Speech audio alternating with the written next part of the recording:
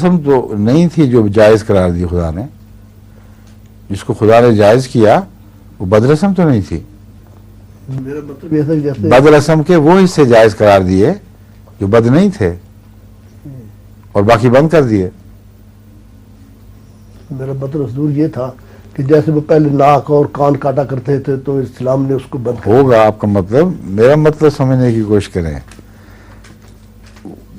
जहां जहां कुरान करीम ने लौंडी की इजाजत दी है वो बद रस्म नहीं है, वो मुआशरे की जरूरत है, इसलिए उसको बंद नहीं किया।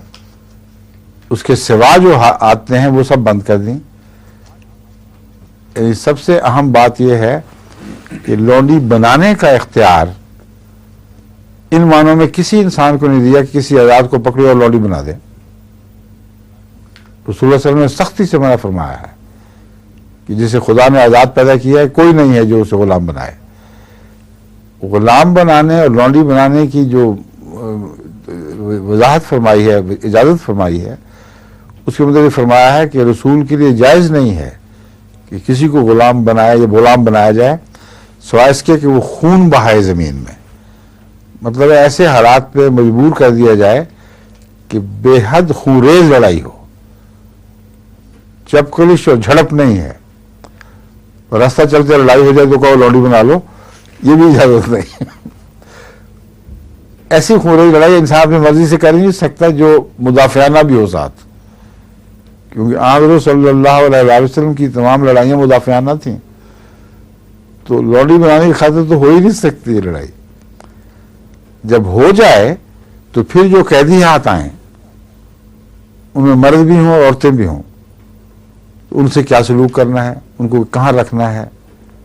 वार कैंप्स हैं ही नहीं, और हों भी तो दूसरी कौमें तो अपने घरों में बांटकर उनसे वो हर बदसलूकी करती हैं जो वाशियाना तरीक पे औरतों से की जा सकती है।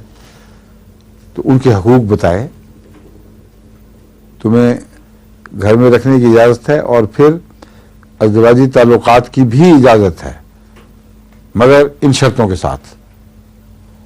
और अगर ना देते तो क्या बनता, फिर बदरसूम फैलती, फिर घर घर चकले हो जाते। फिर औरतें जिनके पस मंजर भी गैर इस्लामी था, उन्हें सारा मुआशरा बिगाड़ के रख देना था। इस कुरानी सदाकत का सबूत जंग अजीम अव्वल और जंग अजीम सानी में मुअय्यन तौर पर मिल चुका है। जितनी बदकिरदारी इन जंगों के बाद फैली है वो उन औरतों के बढ़ने की वजह से हुई है जिनकी शादी का कोई इंतजाम नहीं था।